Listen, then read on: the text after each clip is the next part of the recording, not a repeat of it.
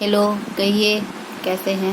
और आज एक बहुत बहुत ही इम्पोर्टेंट बात बताऊंगी, बोलूंगी, और हो सके तो ये माता पिता को भी समझना होगा और आजकल की जो युवा पीढ़ी है, जो बढ़ते हुए बच्चे हैं, उनको भी समझना होगा। यदि अगर आप अपने बच्चों में डिस्टेंस नहीं बनाना चाहते, दूरियां नहीं बनाना चाहते हैं, तो आज की वीडियो जरूर देखिएगा। हो सकता है शायद थोड़ी बहुत काम आए, है ना। जैसे कि आप सभी को पता है कि आजकल की जो युवा पीढ़ी है, जो जनरेशन है, जो 12th के बाद कह सकते हैं, जो 10th के बाद कह सकते हैं, वो जनरेशन और जो माँ बाप की जनरेशन होती है उसमें काफ़ी डिस्टेंस होती है ना। कहने का मतलब है कि अगर हम अपने बच्चों पर कोई भी अगर ज़बरदस्ती का दबाव डालेंगे या कोई भी प्रेशर डालते हैं पढ़ाई का या कोई चीज़ का भी, तो पता है रिस्पॉन्स क्या मिलता है, हर माँ बाप अच्छे से जानते हैं, इससे बताने की ज़रूरत नहीं है ना। पर एक बात आजकल के बच्चों को भी समझना होगा कि माँ बाप आपको हर फैसिलिटी देते हैं आजकल, है ना, पर बदले में बच्चे, मैंने सुना है, बच्चे क्या रिस्पॉन्स देंगे, बच्चे यही बोलेंगे कि माँ बाप का काम है। पर गलत है।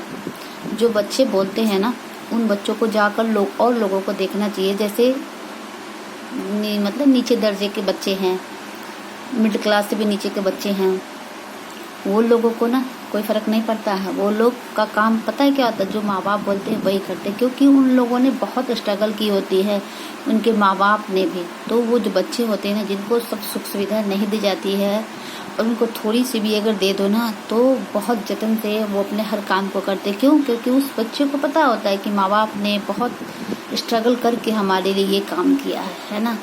तो मैं कहना ये चाहती हूँ कि बच्चों को भी समझना होगा, अगर आपको कोई सुख सुविधा दी जाती है, कोई चीज़ भी अगर आपको हर समय आपको चीज़ उपलब्ध करा दी जाती है, तो आप उसका गलत फ़ायदा मत उठाइए, है ना।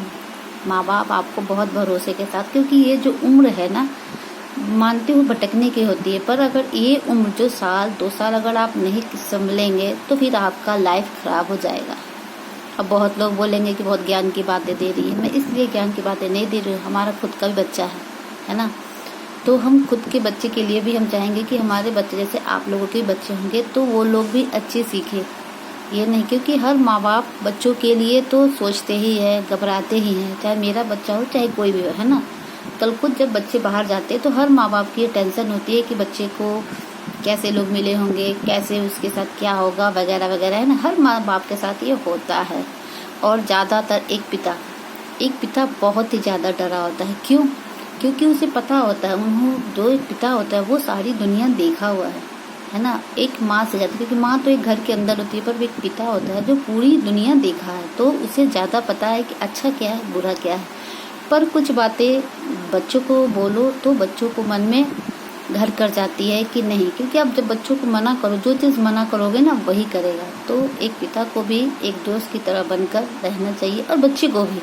अगर ये दोनों अगर बैलेंस बराबर होगा ना, तो दूरियां नहीं आएंगी। तो इसलिए एक हर बच्चे को अपने पिता के साथ एक फ्रेंड की तरह बातें करनी चाहिए, शेयर करनी चाहिए, है ना। क्योंकि माँ बाप बच्चों का बुरा थोड़ी चाहेंगे, है ना, नहीं चाहेंगे।